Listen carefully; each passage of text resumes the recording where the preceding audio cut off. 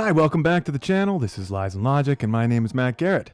Today's video, I will be getting into the 2025 annual Davos meeting, as well as listing some of their corporate partners, which may come as a surprise to some. So please hit like and subscribe, and let's get into the video. As most of you are aware, the World Economic Forum holds annual meetings in Davos, and like clockwork, they will be holding the next one there, January 20th to the 24th. Which ironically starts the same day as Trump's inauguration. Trump has spoken at the meeting in 2018 as well as 2020. America is winning again like never before. Just last week alone, the United States concluded two extraordinary trade deals. The agreement with China and the United States, Mexico-Canada agreement, the two biggest trade deals ever made. They just happened to get done in the same week. He went on to boast of the booming U.S. economy, as well as vowed to plant 1 trillion trees. He was criticized afterwards for not taking climate change seriously. There was also a summer WEF meeting that took place in China this past year. China works very closely with the WEF. I've always believed China was the grand social experiment. I believe they use China as a case study on how you can manipulate and control a massive population, with the intent on taking those results and applying them to controlling the rest of the world. For starters, China launched its social credit system in 2014, which initially on paper, much like Canada's Bill C-63, sounds beneficial. But like Bill C-63, China's social credit system is vague and leaves room for Orwellian evolution, which of course means more control for governments. China has always been the testing grounds for pandemics, which is why prior to the 2020 pandemic, you would typically see Asian people wearing masks in what seemed like strange places to wear one. And of course, those who remember Michael Jackson would frequently wear one too. The theme for the 2024 meeting held in January was rebuilding trust, which sounded to me like an admission of guilt for the damage and destruction caused by them over the last 4 years. The 2025 meeting will have a new theme, labeled Collaboration for the Intelligent Age, which couldn't sound more elitist. There are also 5 sub-themes, one of which is still rebuilding trust. This to me is a concerning theme.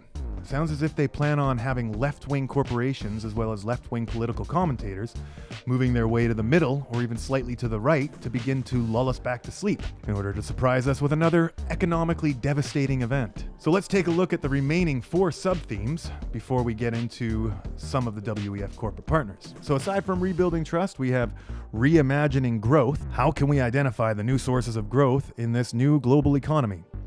We also have investing in people.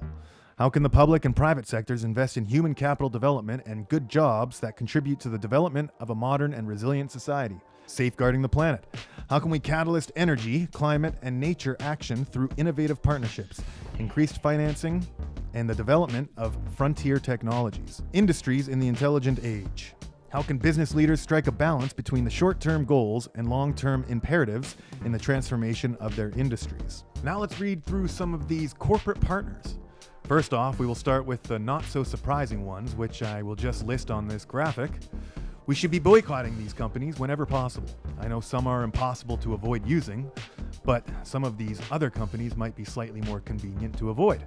Adobe, BMO Financial Group, which used to be my bank, Dell Technologies, H&M, Hewlett-Packard, Heineken, Hyundai, Honda, Honeywell, Intel, IBM, L'Oreal, LinkedIn, Manchester United of all things, Manulife, Mayo Clinic, Mitsubishi, Nestle, the New York Times, OpenAI, which of course is ChatGPT, which should be very concerning for people, PayPal, PepsiCo, Pinterest, Ralph Lauren, Royal Bank, Samsung, Shell, Sony, TD Bank, Toyota, Time Magazine, UPS, Verizon, Volvo, and Walmart.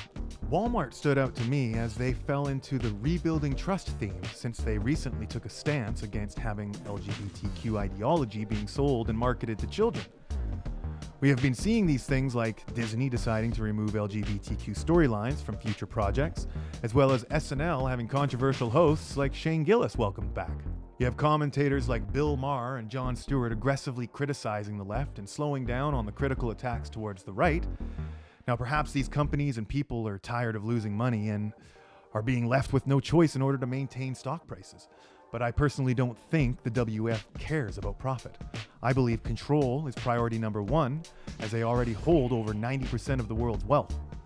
So the purpose of this video is to remind people to stay awake and ask yourself, why are these people and companies changing their tune? I'm not saying these people aren't perhaps just waking up, but they have always been in opposition of the right. So with the theme rebuilding trust, I'm saying just keep your eyes and ears peeled. That's it for me. Please hit like and subscribe as it really helps get around YouTube censoring small controversial channels like mine. This is Lies and Logic, and I'm Matt Garrett. See you next time.